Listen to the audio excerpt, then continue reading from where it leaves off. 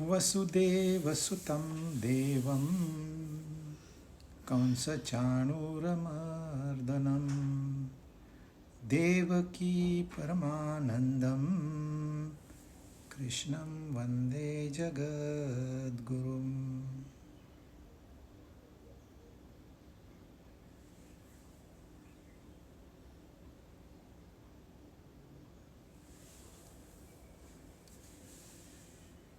भगवद गीता अध्याय 18 श्लोक 61। इसको हमने शुरू किया था। देखिए, मनुष्य जो है वो अपने स्वभाव से बंधा हुआ लगता है, क्योंकि यह शरीर मन बुद्धि स्वभाव के साथ में प्रकृति का अंश है, वो जड़ है। और आत्मा जो है वह चेतन है, वह परमात्मा का अंश है। अब आत्मा ये मान ले कि मैं स्वभाव के अनुसार चलूंगा। किसके स्वभाव के अनुसार? प्रकृति के स्वभाव के अनुसार। तो फिर कंफ्यूजन क्रिएट होगा, क्योंकि आत्मा जो है वह परमात्मा का अंश है। तो परमात्मा के साथ ही आत्मा शांत हो सकता है, परंतु प्रकृति के साथ नहीं। परंतु जो स्वभाव है वो प्रकृति का है। तो जो शरीर मन बुद्धि है वो प्रकृति के साथ जाएंगे, स्वयं नहीं। तो सारे जो संसार की सारी जो समस्या हैं, ये एक कंफ्यूजन हो गया है कि आत्मा ने स्वभाव को अपना मान लिया है। तो ये कैसे हुआ? तो वो कहते हैं यह माया की वजह से हुआ। ईश्वर सर्वभूतानां हृद्देशेर्जुन तिष्ठति भ्रामयन् सर्वभूतानि यंत्रारूढ़ानि मायया। भ्रमित हो गए हैं, वो भटक रहे हैं, भ्रमण कर रहे हैं, यहां जाओ वहां जाओ, पैसा कमाओ, नाम कमाओ, हवाई जहाज खरीदो, बोट खरीदो, याट खरीदो। भ्रमित हो गए हैं। इन सारी चीजों में वैसे कोई गलती नहीं है, पर वैसे कोई तथ्य भी नहीं है। आपके पास रहे या न रहे, इससे आपके आंतरिक खुशी का कोई संबंध नहीं है। परंतु कुछ तो गड़बड़ हो गई है, और ये गड़बड़ है कि हमने अपने स्वभाव को अपना मान लिया है।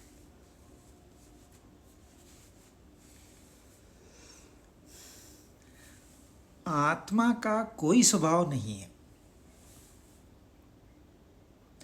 वो जहां जैसे मन में आ गया, मन से जैसा हो गया, बुद्धि में आ गया, बुद्धि जैसा हो गया, शरीर में आ गया, शरीर जैसा हो गया।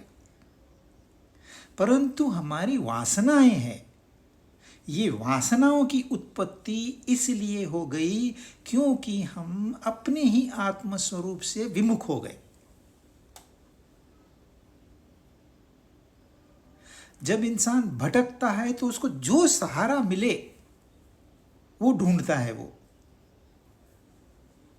तो आत्मा से विमुख होने की वजह से हम सहारा ढूंढने लगे। संसार मिल गया, बस उसके पीछे चल दिए। इसी को कहते हैं माया। माया मतलब यह संसार झूठा है, वो है ही नहीं, ऐसे नहीं है। वो है, वो सपनवत है, आज है कल नहीं है। ये टिकने वाला नहीं है। इसके लिए हमें यह ज्ञान होना चाहिए कि इसको हम सत्य नहीं मान सकते, और सत्य मान लिया है, इस मानने को माया कहते हैं। सारी गड़बड़ी अपने अंदर है, बाहर कुछ नहीं है, बाहर कोई समस्या नहीं है।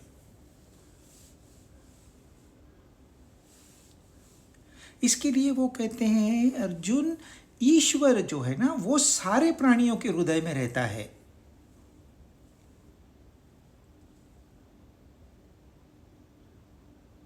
और वही ईश्वर भ्रमण कराता है। जब माया में फंस गया, भ्रमण कराता है का क्या मतलब है? क्योंकि सारी शक्ति तो उसी की है, सारी माया उसी की तो है।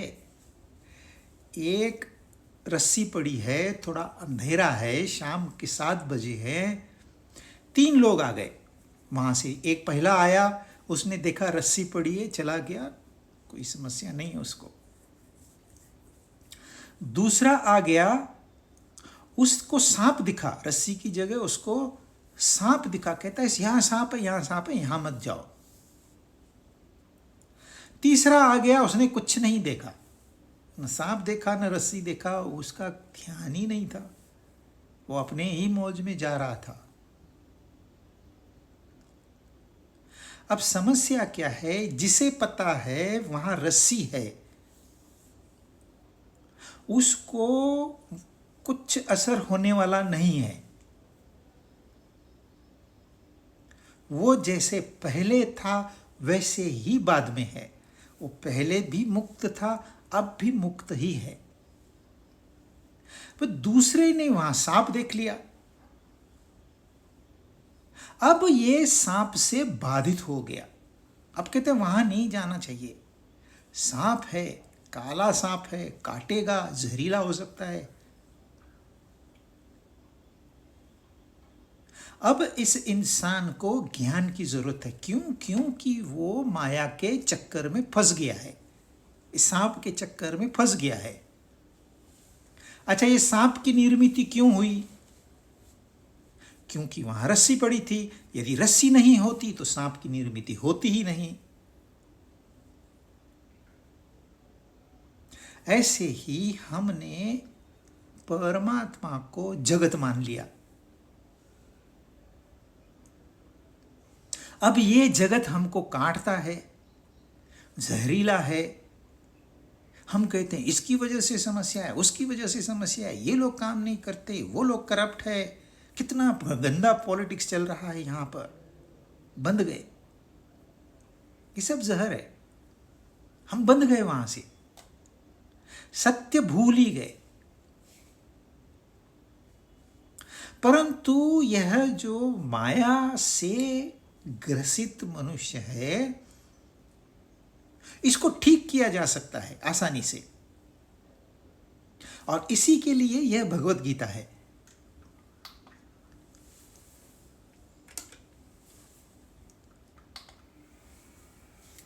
परंतु जो तीसरा है, जिसको न रस्सी का पता है न सांप का पता है, उसको ठीक नहीं किया जा सकता। इंसान दुखी है, दर्दी है, तकलीफ में है, उसको कुछ पता ही नहीं है। जब डॉक्टर उसको बताते हैं तुझे कैंसर हो गया है, अच्छा हाँ ठीक है, मैं आ जाऊंगा, जब भी मुझे तकलीफ होगी मैं आ जाऊंगा। वो कैंसर लेके घूमता है, उसे पता ही नहीं है कैंसर क्या है। यदि डॉक्टर उसे कहेगा नहीं नहीं भाई ये बहुत खतरनाक बीमारी है, तुझे ये इलाज करना पड़ेगा, नहीं तो मर जाएगा तू, कहता है देखो पैसे के लिए ये लोग हमको मारने को तैयार है। तो उसके लिए भगवत गीता नहीं है। भगवत गीता है जिसने सांप देखा है, अब उसके मन से सांप को निकालना है। जब तक उसे रस्सी का दर्शन होगा नहीं, सांप उसके अंदर से जाएगा नहीं।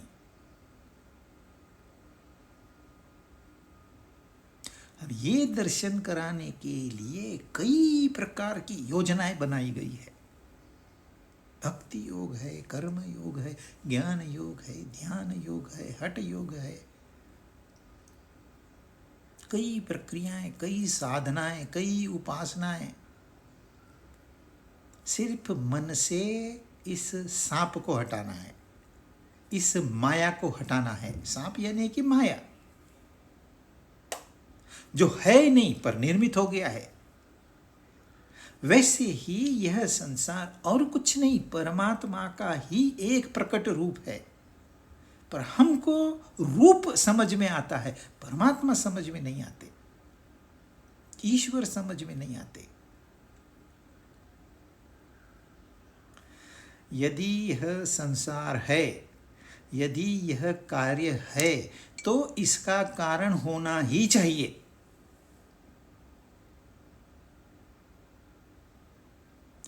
यदि मैं हूं, मैं कैसे चलता हूं, कैसे फिरता हूं, कैसे बोलता हूं, मुझे कोई वायर कनेक्ट की हुई नहीं है, मेरे अंदर कोई बैटरी नहीं है,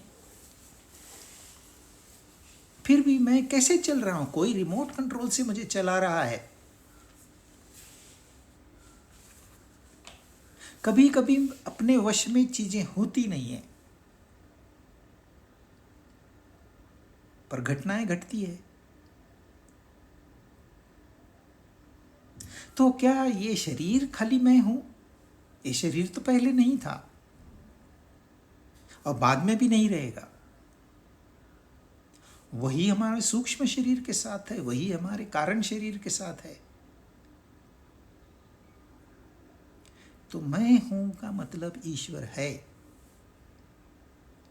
और भगवान कह रहे हैं, हे अर्जुन, ईश्वर सबके प्राणियों के हृदय में है। अब सब प्राणियों के हृदय में है मतलब क्या? जो साधना करनी है, उसको ढूंढना है, वह अपने अंदर में ढूंढना है, बाहर में नहीं। आप 50 लाख बार एक मंदिर में जाओ, आपको परमात्मा नजर नहीं आएंगे, प्रतिमा नजर आएगी। आपको शिक्षा मिली, देखो भाई, ये जो मंदिर है ये शरीर है, इसमें जो ये गर्भ में मूर्ति रखी हुई है या शिवलिंग लिखा हुआ रखा है या कोई भी सिंबल है, भले ग्रंथ सिंबल हो, यह परमात्मा है। इस मंदिर का यह हृदय है और हृदय में परमात्मा रहते हैं। ये शिक्षा देने के लिए मंदिर है। हम लोग ये समझते हैं कि वो जो ईंट पत्थरों का बना हुआ वो मंदिर है और उस मंदिर के अंदर ही भगवान रहते हैं। हमारे तुम्हारे अंदर तो है नहीं, यह माया है। लोग मंदिर जाएंगे, चढ़ावा चढ़ाएंगे, 5 किलो तेल चढ़ाएंगे, 5 किलो घी चढ़ाएंगे, इतना सारा थाल भर के प्रसाद देंगे और बाहर एक भूखा इंसान बैठा है, सिर्फ एक भूखा इंसान बैठा, उसमें उनको ईश्वर नजर नहीं आता है।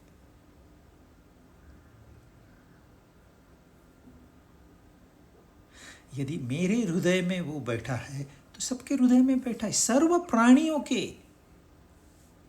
फिर वो चींटी हो या हाथी, वो एक ही बैठा है, क्योंकि वो सर्वत्र है,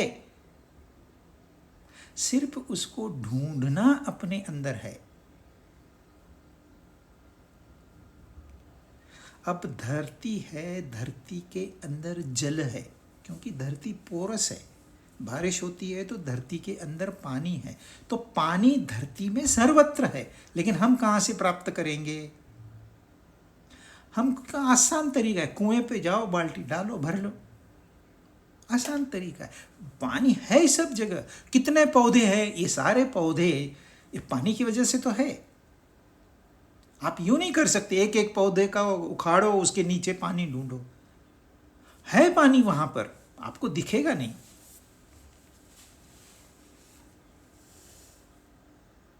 ऐसे ही परमात्मा सर्वत्र है,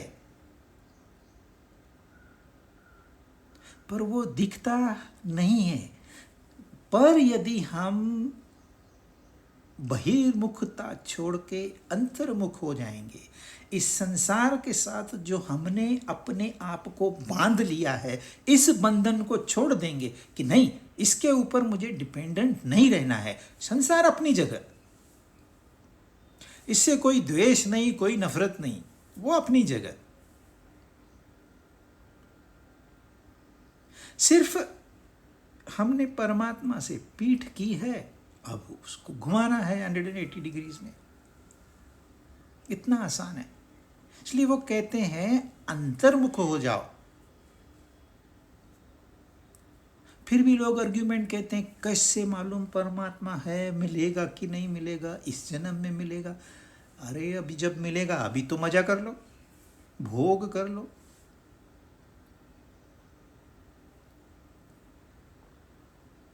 अभी इसी वक्त परमात्मा के दर्शन हो सकते हैं,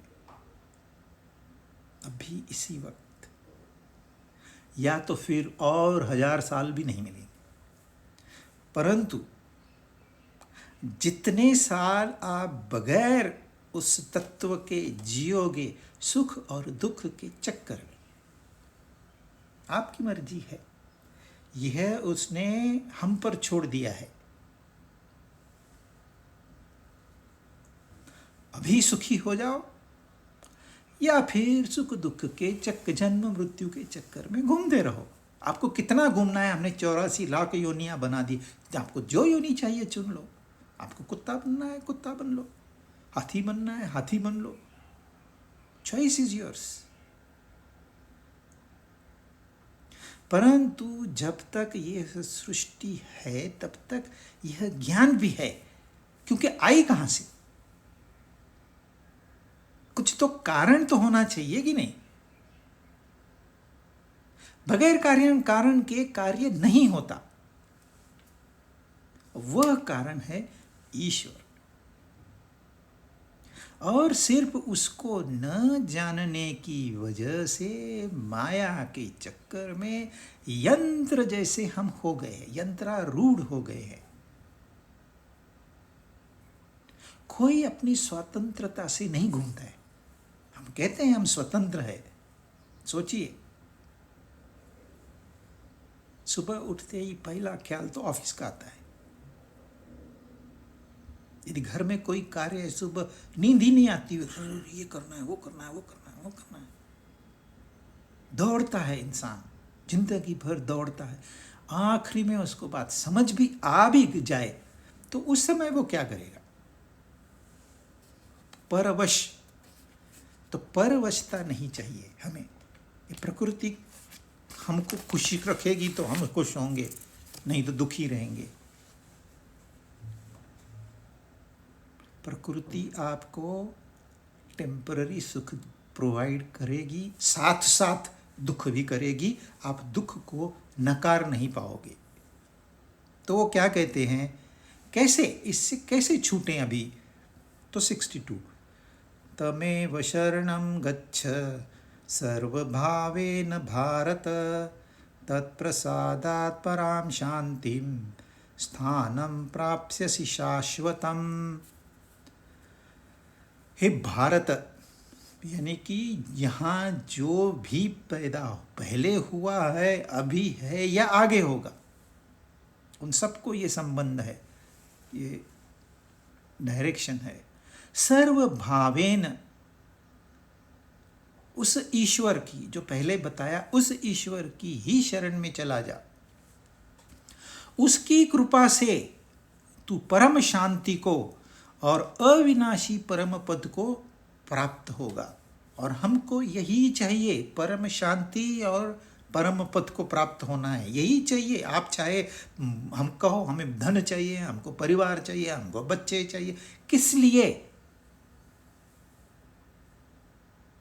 वक्त आने पर इंसान धन को त्याग देता है, परिवार को त्याग देता है, बच्चों को भी त्याग देता है। क्यों?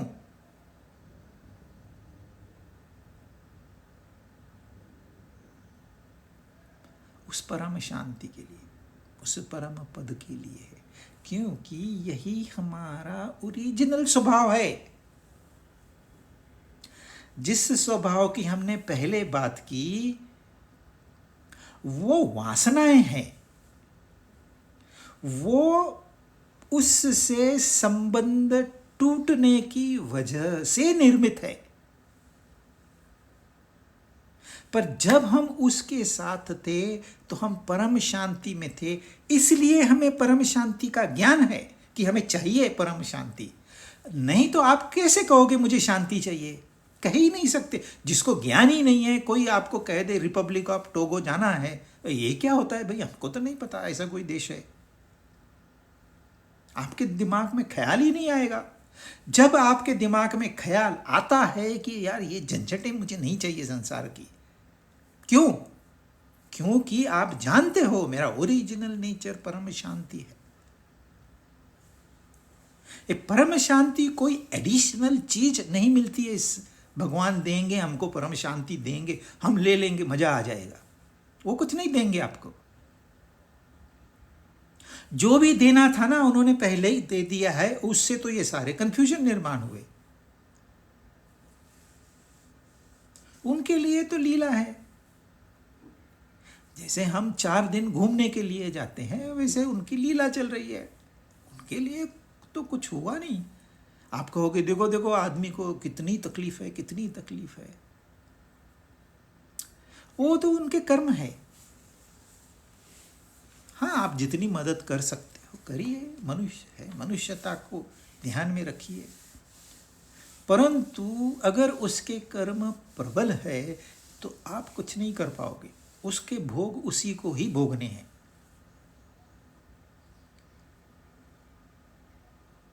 परंतु परम शांति का हमें पता है, पर हमने वो गांधारी जैसे अपनी आंखों पर पट्टी बांध ली है, क्योंकि अपना पति जो मन है वो अंधा है।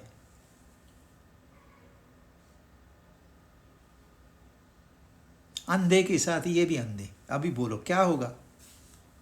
संसार में युद्ध नहीं होंगे तो क्या होगा? युद्ध रुकते नहीं है। जब तक अज्ञान है युद्ध रुकेंगे नहीं। स्वरूप बदल जाएगा पर युद्ध जारी रहेंगे। क्योंकि वो जो नफरत है, वो जो द्वेष भावना है, वो तो अंदर बैठी है ना। वो जब तक वो है तब तक बाहर युद्ध है। जब वो ही नहीं रही तो कौन युद्ध करने के लिए? किससे नफरत है? जब सब एक है तो युद्ध तो जब तब होगा ना जब दूसरा है।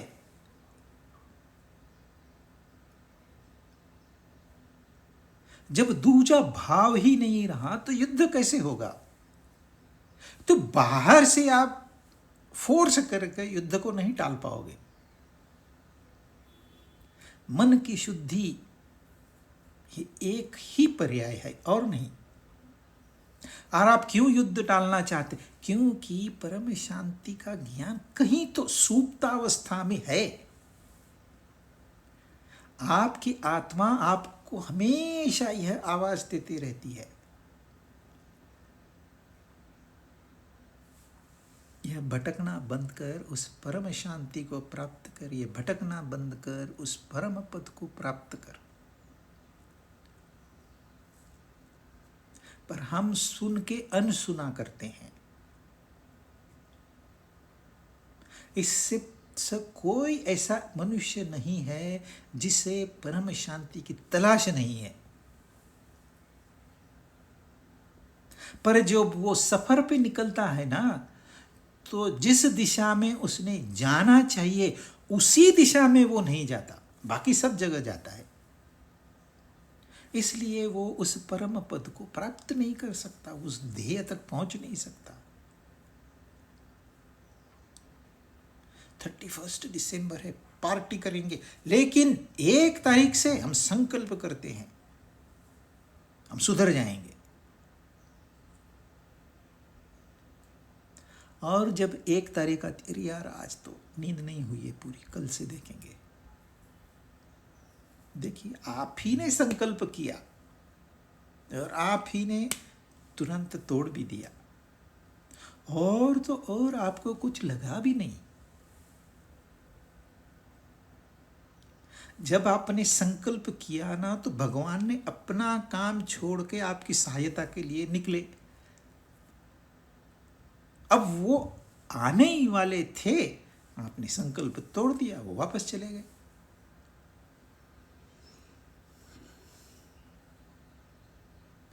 भगवान ने हमको ऐसी बुद्धि दी। अरे ये तो आप वकालत सीख के आए हो कहीं से। इंसान सबसे बड़ा वकील है। वो एकदम नीच से नीच काम करेगा ना तो भी कहेगा यह पवित्र काम कर रहा हूं मैं। अंदर में उसको मालूम है। कोई आप किसी इंसान को पूछा झूठ क्यों बोले, मैं झूठ बोलता हूं क्या, तुरंत वो डिफेंसिव हो जाता है। झूठ क्यों बोला ये सवाल भी नहीं सुनता वो पूरा, क्योंकि सत्य तो हमारे अंदर कूट कूट के भरा हुआ है। हम उस सत्य में तैर रहे हैं। वो क्षीर सागर में जैसे विष्णु बैठे हैं ना, वैसे उन्होंने कहा ईश्वर हृदय में रहता है। असली बात तो ये हम पूरे के पूरे ईश्वर में रहते हैं, क्योंकि भूल गए हैं, गलत फहमी में फंस गए हैं, माया में फंस गए हैं। हमको अंतर में झांकना है। यह शरीर है, शरीर के अंदर मन है। मन दिखाई देता है क्या, मुझे बताओ। मन है ना तो मुझे बताओ। आप कहते हो मुझे प्यार हो गया, बताओ कहाँ है प्यार, बताओ मुझे। बताया नहीं जाता क्योंकि वो इंद्रियों से परे है। अच्छा द्वेष बताओ, वो भी नहीं बताया जाता, वो भी इंद्रियों के परे है।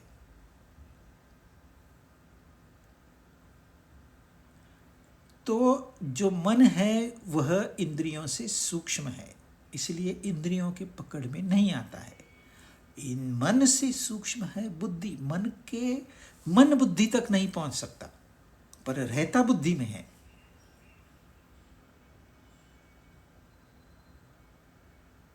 बुद्धि मन से सूक्ष्म है, और बुद्धि से भी सूक्ष्म वो चेतन तत्व है। जिस चेतन तत्व के आधार से मैं बोल रहा हूं और आप सुन रहे हैं, वही चेतन तत्व बुद्धि को चालना देता है। बुद्धि विचार प्रकट करती है, वो भी विचार सूक्ष्म है। फिर वो मन में आते हैं, उसके ऊपर और प्रक्रिया होती, फिर ये वाणी से शब्द बाहर पड़ते हैं। ये होता इतना क्विक सक्सेशन में हमारे समझ में नहीं आता है। अब कह रहे हैं हे भारत, उस ईश्वर की शरण में जा। पहले क्या कहा था, मेरी शरण में आ। बाद में भी कहेंगे मेरी शरण में आया। अब कह रहे हैं उस ईश्वर की शरण में जा। क्यों? क्योंकि जब भगवान ने कहा मेरी शरण में आ, तो अर्जुन के ऊपर कुछ असर नहीं हुआ। और यह अर्जुन हम सब है। हमें भी कोई अगर जीवित इंसान बताता है, गीता का अर्थ समझता है, हमको समझ में नहीं आता। और खास करके जो नज़दीकी है, वो कहते हैं ये तो मेरा दोस्त है। वैसे ही अर्जुन कहता है ये तो मेरा दोस्त है, मेरा सखा है, मेरा प्रिय है। इससे मुझे क्या ज्ञान प्राप्त होगा? जहाँ अपना होता है ना, तो उसकी कीमत नहीं होती है। तो अर्जुन को भी कीमत नहीं है। हमारे सामने साक्षात भगवान आके 2-4 श्लोक हमको बताएं तो हम भी उसको ब्रश साइड कर देंगे। छोड़ दो ना यार, कहीं से पढ़ के आया होगा। हम साक्षात भगवान को भी टाल देते हैं। यही अर्जुन के साथ होगा। इसलिए भगवान ने कहा चल मेरी शरण में नहीं आना ना, तो उस ईश्वर की शरण में जा जिसकी माया से तू फंसा हुआ है। मैं युद्ध नहीं करूंगा।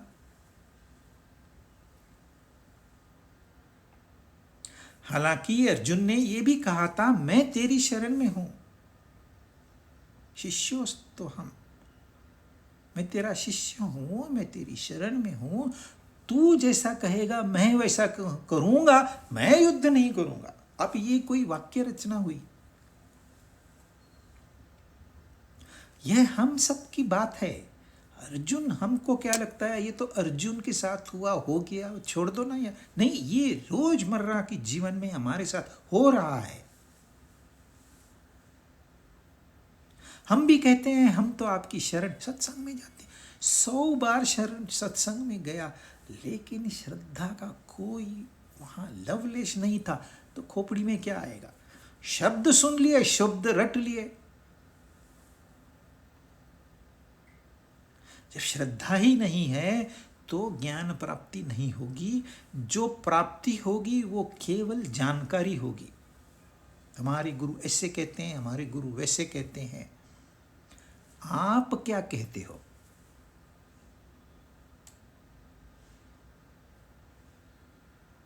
इतनी बार हमने सत्संग किया है, इतने प्रकरण सुने हैं, वो सिर्फ जानकारी है, श्रद्धा भाव नहीं। देखिए, अर्जुन तो पूरी गीता सुन रहा है,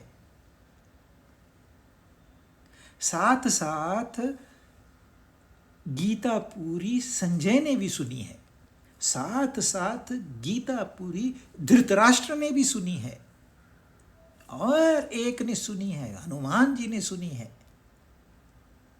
पर समझ सिर्फ एक हनुमान को आई, और अर्जुन में परिवर्तन आ गया। संजय भक्ति भाव से झुक गए, धृतराष्ट्र को कोई फर्क नहीं पड़ा।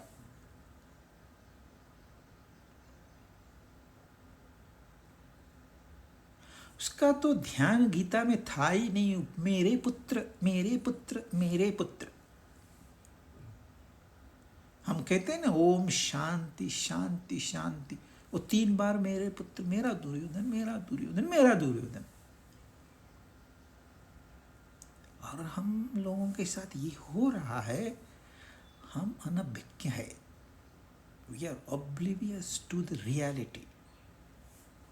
जगाना चाहिए, झोड़ना चाहिए, इसलिए गीता है। इसलिए कहते हैं चल मेरी शरण में नहीं, उस ईश्वर की शरण में जा।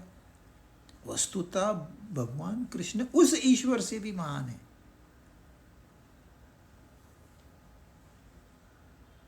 क्योंकि वही है तो निर्गुण निराकार, भक्तों के लिए वो सगुण साकार होके आया है।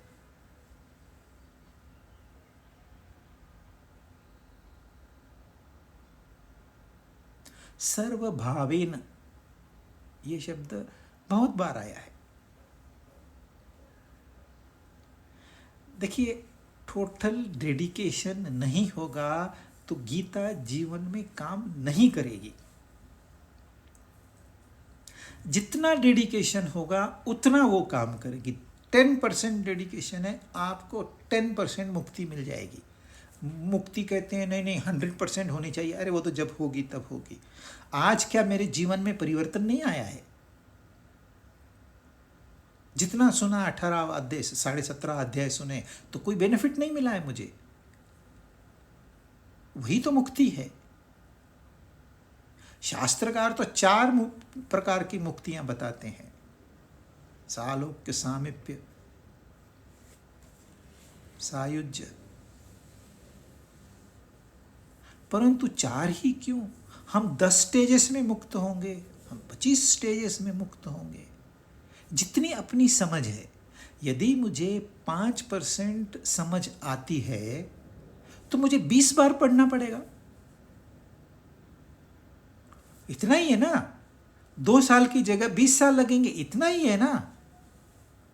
अरे अपने पास तो समय ही समय है, समय समाप्त ही नहीं होता।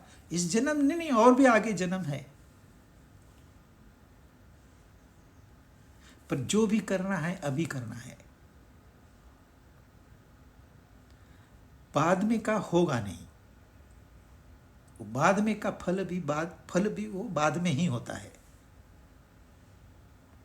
जो भी करना है अभी करना है। तो सर्वभावेन, जैसे पत्नी जब पति की हो गई तो वहां दूजा भाव रहा, दूसरे की जगह है। मीरा ने कहा मैंने तो ब्याह कर लिया, किससे? गोपाल से। कभी किया? सपने में किया। सपने में ब्याह किया, अब दूसरा कोई है ही नहीं, मेरा ब्याह हो गया, अब दूसरा कोई है ही नहीं, पूरा द्विजा भाव समाप्त हो गए। जब ड्युअलिटी नहीं है, कोई कंफ्यूजन ही नहीं है, एकदम क्लियर। वो तो कवयित्री है, वो ज्ञानी है, भक्त है, तो उसके तो कहने के तरीके अलग अलग है। पर हमने अपनी भाषा में समझना है। सर्वभावेन ब्याह हो गया मतलब सर्वभावेन। ऐसे नहीं है मैके जाएगी ही नहीं, उनके साथ संबंध ही नहीं रखेगी, बात ही नहीं, ऐसे नहीं है। है, मैका भी है, पर मैं उसकी हो गई सर्वभावेन। ये शरीर उसका, ये इंद्रियां उसकी, ये मन उसका, ये बुद्धि उसकी। तो हे भारत, सर्वभावेन उस ईश्वर की ही शरण में चला जा। अभी सर्वभावेन शरण में जाना चाहिए, आधा अधूरा नहीं। पहले जमाने में था साक्षात दंडवत करते थे, यानी कि पूरा का पूरा शरीर जमीन के साथ में समांतर हो जाता था। फिर घुटने बंद करके करने लगे, फिर खड़े रह के पैर छूने लगे, फिर घुटनों को नमस्कार करने लगे। अभी तो खाली बोल देते हैं नमस्कार। फिजिकल एक्ट इंपॉर्टेंट नहीं है, आपको नहीं करना मत करिए वैसे, परंतु आंतरिक जो अपना अंतःकरण है, जिसमें मन बुद्धि चित्त अहंकार रहता है, यदि वह झुक जाए तो कमाई हो गई। इस सर को झुकाना ये हमारी शास्त्रों की बहुत बड़ी देन है।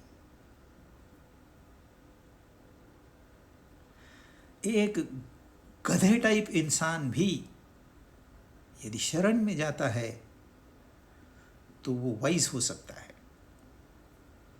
इतनी शक्ति है। जब अहंकार अर्पण कर दिया तो क्या रह गया बाकी? जो झूठा था उसको सारा का सारा अर्पण कर दिया तो क्या रहा बाकी? सिर्फ और सिर्फ सत्य।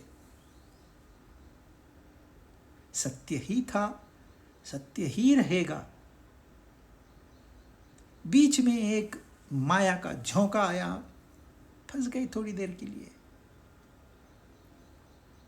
जितनी देर फंसे रहेंगे उतनी देर ऊपर नीचे ऊपर नीचे ऊपर नीचे ऊपर नीचे होता ही रहेगा। आज प्रॉफिट हो गया, कल लॉस हो गया। आज एकदम हेल्दी हूं, कल बीमार हो गया। घर में बीमारी आ गई, कितना अच्छा हमारा घर था, किसकी नजर लग गई। ये माया के झटके हैं। तत्प्रसादात, उसके प्रसाद से आपने जो करना चाहिए वो करना है। आप ये नहीं कह सकते कि मैंने 99% किया है तो मुझे 99% शांति मिलनी चाहिए, जरूरी नहीं। 100% किया तो भी जरूरी नहीं आपको शांति प्राप्त हो। वह जो आखिरी स्टेज है वो उसके हाथ में है, और उसकी कृपा है। जब हमें परम शांति प्राप्त नहीं हुई है तो उसकी कृपा नहीं है क्या? है। कहीं तो कहीं न कहीं मैंने किया है, यह मैं अभी जीवित है। और वाकई में मैंने अपनी आंखों से देखा है, लोग इतनी तपस्या करते हैं, उस तपस्या का उन्हें घमंड हो जाता है।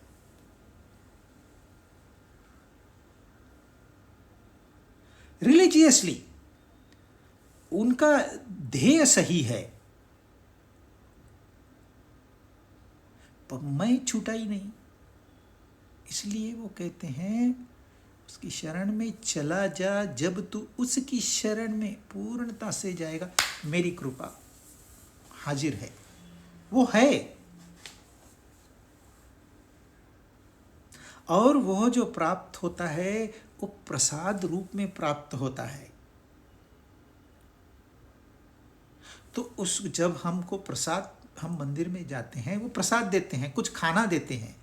अब देखा तो क्या एक लड्डू है या एक पेड़ा है, देखा एक छोटा सा कोई स्नैक्स है, या भोजन भी हो सकता है, फुल मील भी हो सकता है प्रसाद के रूप में। पर हम किस भावना से उसको ग्रहण करते हैं? हम उसको पहले नमस्कार करते हैं, क्योंकि ये तेरी कृपा से आया है।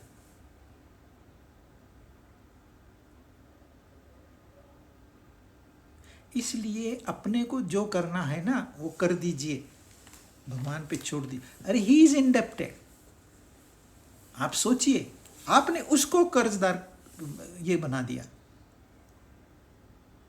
कितनी बड़ी उपलब्धि है। लेकिन हम करेंगे नहीं, और फिर कहेंगे भगवान ऐसे नहीं, कि भगवान दुष्ट है, भगवान ने संसार ऐसा बनाया ही क्यों?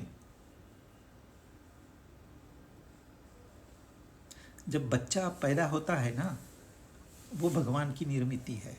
कितना निरागस, कितना जॉयफुल। देखिए डरावनी सिचुएशन है, सामने कुत्ता आ गया एकदम से, वो रोएगा, बच्चा रोएगा, लेकिन चिंता नहीं करेगा। हम बड़े, हम हंसते हैं पर चिंता करते हैं, क्योंकि ये कृत्रिम हंसी है, ये डिपेंडेंट हंसी है। हम परवश होके हंस रहे हैं। किसी ने जोक नहीं सुनाया तो कैसे तो भी लगता है, जोक सुनाया हा हा हा।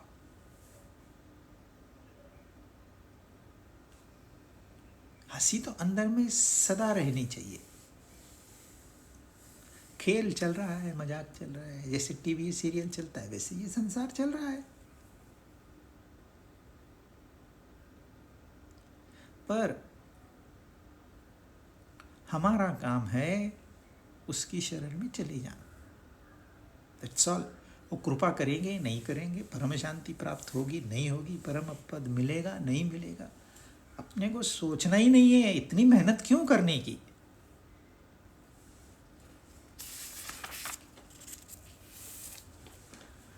इति ते ज्ञानमाख्यातं गुह्याद् गुह्यतरं मया विमृशैतत्तशेषेण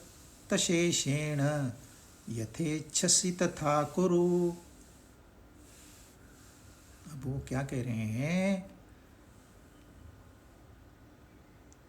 जो मैंने तुझे ज्ञान दिया है ना अब तक, ये गुह्य से गुह्यतर ज्ञान है, गुह्यतम नहीं। गुह्य, गुह्यतर, गुह्यतम, जैसे गुड, बेटर, बेस्ट, वैसे गुह्यतम सुपरलेटिव डिग्री हो गई। यहाँ कह रहे हैं कि यह ज्ञान जो मैंने तुझे दिया है ये गुह्य से भी गुह्य है। इस पर अच्छी तरह से विचार कर, और तुझे जैसे करना है वैसे कर। अब ये अर्जुन के लिए झटका है। अब तक कह रहे थे भाई मेरी शरण में आ जा, मेरी शरण में नहीं आता है, उस ईश्वर की शरण में चला जा। अब कहते हैं तुझे जैसा करना है कर। ये व्यवहारिक है, हम ऐसे ही तो करते हैं। किसी को आप सलाह दो, 99% तो वो सुनेगा भी नहीं, सुनेगा तो मानेगा नहीं। तू कौन होता है? मैंने निर्णय ले लिया है, खाली तुझे बता रहा हूं। जब तक घमंड है तब तक कोई कार्य ढंग से नहीं होने वाला। फिर हम कहते हैं ठीक है बाबा, तुझे जैसा करना है कर। मुझे मन में कहते हैं मैंने तो इसकी भलाई के लिए किया, तो मुझे कोई रिग्रेट नहीं है। वो नहीं बात मान रहा है, इससे मुझे कोई रिग्रेट नहीं है। क्यों बताया, क्यों? अरे भाई मेरा कर्तव्य था, मैंने पूरा किया। मुझे लगा ये गलत राह पे जा रहा है, वहाँ रेल की पटरी है, ट्रेन आ जाएगी, मर जाएगा, इसलिए मैं कहता हूँ उधर मत जा, इधर से जा, यहाँ ब्रिज है, ब्रिज से जा। मैंने तो तुझे सही सलाह दी। ए तू कौन होता है बताने वाला? मैं रेल क्रॉस करके ये जाऊँगा, जा। पता चला एक्सीडेंट हो गया, क्या कर सकते हैं? प्रार्थना कर सकते हैं भाई नेक्स्ट जन्म में भगवान इसको सद्बुद्धि दे।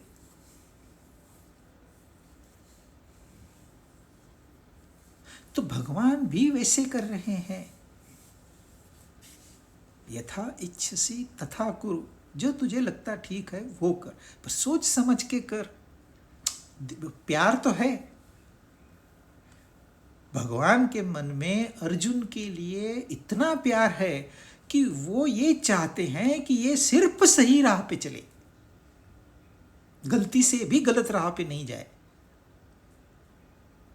इसलिए कहते हैं थोड़ा सोच विचार कर। किसके ऊपर सोच विचार कर? जो मैंने तुझे ज्ञान अब तक बताया है, वह ज्ञान कैसा है? गुह्यात गुह्यतर। क्योंकि यह ज्ञान इतने आसानी से प्राप्त नहीं होता। भगवत गीता में तो साक्षात भगवान बता रहे हैं, तो भी 4 लोगों के कान पे पड़ा, अंदर तो एक ही के गया, साक्षात भगवान थे। अच्छा, इन्होंने दूसरी भी गीता बताई है, उद्धव गीता,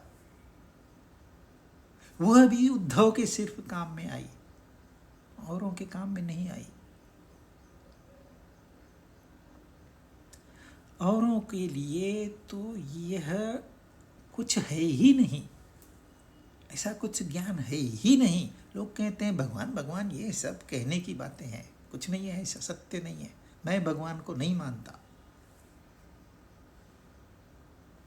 और उन्होंने कभी कहा भी नहीं है कि भगवान को मानिए। मानना अपनी जगह, क्योंकि जो भगवान को मानते हैं उन्होंने कौन से तीर मारे हैं। तो मानना या न मानना, ये दोनों ही मान्यताएं हैं, ये दोनों ही माया के चक्कर है।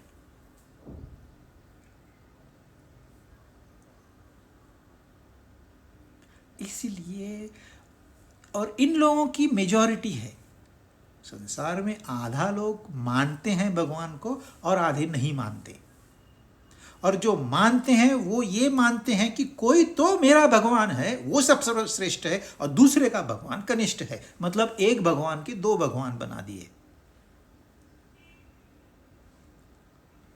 है तो मान्यता, है तो माया,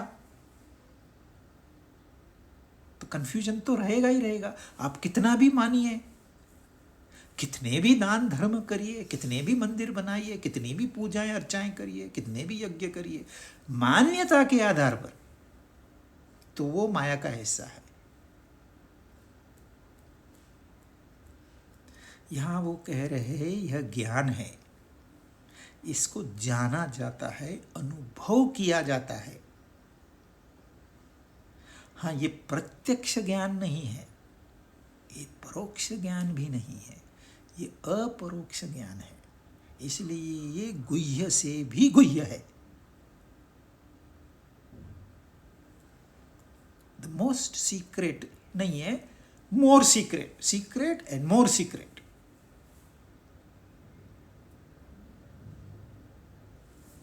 यदि सीक्रेट नहीं होता तो ये तो सबको उपलब्ध होता,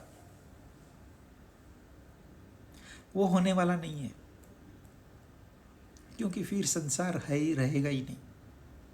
जब 100% ज्ञानी हो जाएंगे तो ये संसार रहेगा नहीं। जब 100% दुष्ट हो जाएंगे तो भी ये संसार रहेगा नहीं। और ये होने जा रहा है। जो चौथा महायुद्ध होगा वह अज्ञान की वजह से ही होगा, और इसमें मनुष्य जाति करीब करीब समाप्त हो जाएगी। जो गुफाओं में रहते हैं, आइसोलेटेड रहते हैं, वो बच जाएंगे।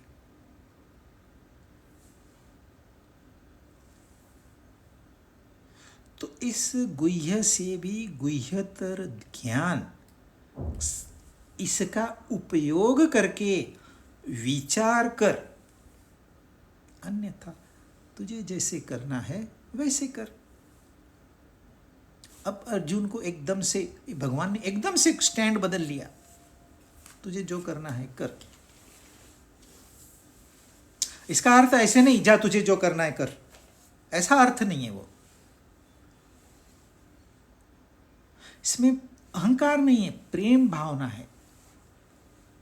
भावना प्रेम की है, परंतु किसी तरह से अर्जुन को जगाना है ना। वो तीसरे कैटेगरी का है जिसने रस्सी भी नहीं देखी, सांप भी नहीं देखी।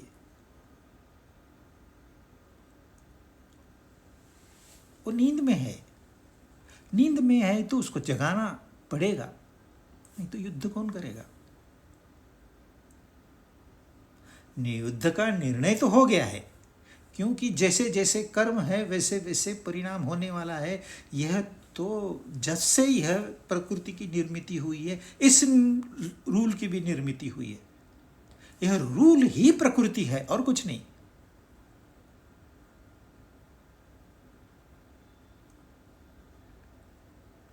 तो अर्जुन को अब वो उसको ट्रिगर करते हैं, कैसे भी करके यह अपना दिमाग चलाए, क्योंकि जब तक अर्जुन अपना दिमाग नहीं चलाएगा तब तक गुरु कितना भी ज्ञान दे वो किसी काम का नहीं है।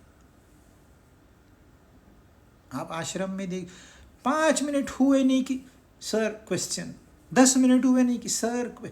ये लोग दिन भर ये सोचते रहते हैं कि क्या क्वेश्चन पूछना है। अच्छा, ये गुह्य क्या रहता है ये आपने समझाया ही नहीं। गुह्य से गुह्यतर कैसे हो सकता है? या तो गुह्य हो सकता है या तो गुह्य नहीं हो सकता। गुह्य से गुह्यतर कैसे हो सकता? कुछ तो प्रश्न पूछना है, क्योंकि प्रश्न पूछेंगे ना वो हीरो हीरोइन बन जाते हैं क्लास में। परंतु अंडरलाइन ये है कि श्रद्धा का अभाव है। जिसको श्रद्धा नहीं है वो प्रश्न पूछेगा परंतु उत्तर पाएगा नहीं।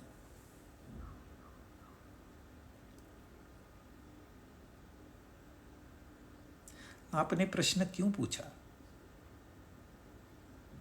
क्या कारण है?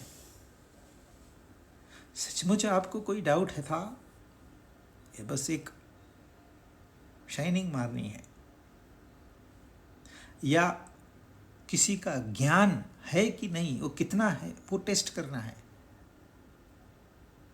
कोई लोग आते हैं वेदांत की क्लास में, अच्छा ये ऐसा करते हैं क्या, ये तो बाल की खाल निकालते हैं यार। नहीं, हमको ये नहीं पसंद आएगा, हम तो अपना मस्त भक्ति में लीन होते हैं। दूसरे कहते हैं अरे काय का कर्म, ये काय की भक्ति, काय का ज्ञान, कर्म करो। अच्छा, सारे लोग अपनी अपनी जगह पे सही है। ऐसे नहीं है कि जो भक्त है वो गलत है या जो कहता है इस कर्म करो वो गलत है।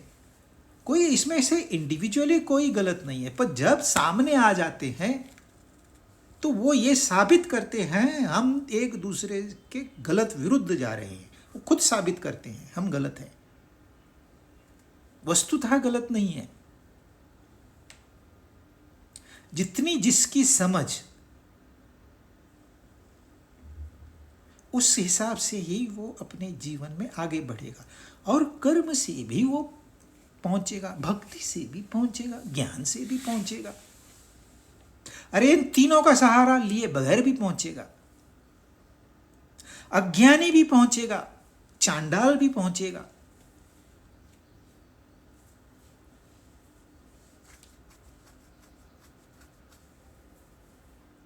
परंतु ये ज्ञान ट्रिगर होगा तभी। ये कब होगा, कैसे होगा, ये कोई नहीं कह सकता। हम वहाँ ऋषिकेश में गुफा में गए थे, वहाँ एक महात्मा को realisation at the age of 82 हुआ।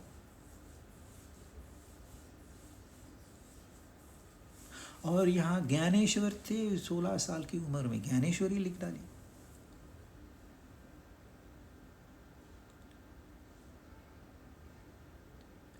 अच्छा, उन्होंने ये ज्ञान कहाँ से पाया? ज्ञान हमारे पास मौजूद है, लेकिन वो सीक्रेट है। हमने कभी इसका इस्तेमाल नहीं किया है। और हमारे देश का तो दुर्दैव ऐसा है, ये ज्ञान न स्कूल में पढ़ाया जा सकता है, न कॉलेजेस में पढ़ाया जा सकता है, बंद है, बैंड है।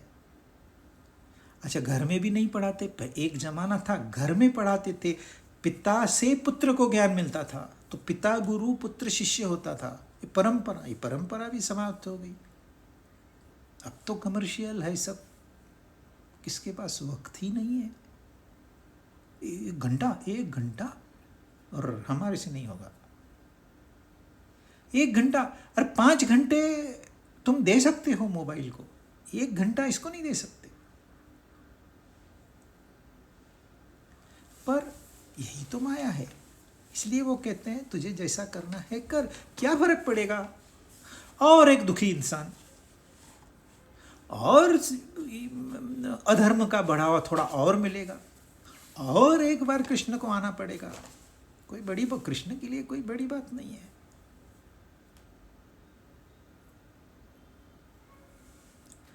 तो यह गुह्य से भी गुह्यतर ज्ञान है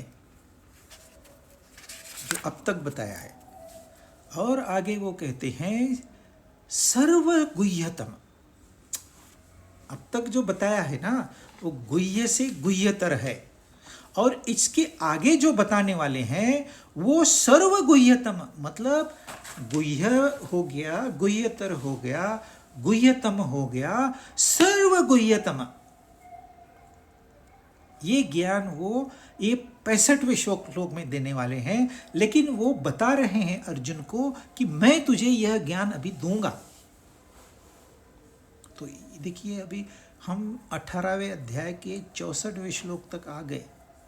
अभी भी भगवद गीता इंटरेस्टिंग बनते जा रही है।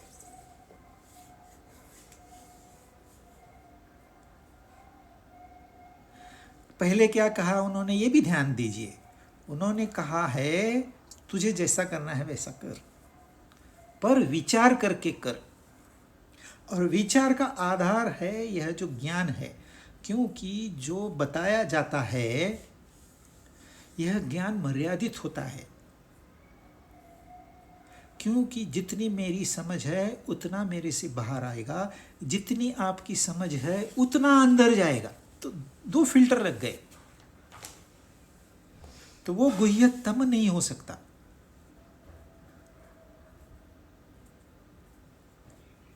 तो गुह्यतम उससे भी श्रेष्ठ ज्ञान क्या है, ये मैं तुझे बताने वाला हूं। क्योंकि जब अर्जुन को कहा भगवान ने तुझे जैसा करना है, तो थोड़ा अर्जुन पीछे हट गया। अरे मतलब मेरा आधार छूट गया। देखिए, यदि कोई आपसे प्रेम करता है तो उसका एक आधार हो जाता है। और कोई कहते नहीं मैं छोड़ के जा रहा हूँ, तो तुरंत जब तक है प्रिय व्यक्ति है तो हमको उसकी कीमत नहीं है। जब वो कहेगा मैं छोड़ के जा रहा हूँ, तो अचानक से नींद खुल जाती है। जब कोई छोड़ देता है, now you look after yourself, तो अचानक से नींद खुल जाती है। तो अर्जुन को असहाय परिस्थिति में नहीं डालना चाहते थे भगवान। इसलिए एक तरफ से कहते हैं कि जैसे तुझे तेरी इच्छा है वैसे कर, बाद में कहते हैं नहीं नहीं मैं तुझे और कहता हूँ, अभी सबसे श्रेष्ठ ज्ञान मैं तुझे देता हूँ। वो क्या है ये हम अगली बार सुनेंगे।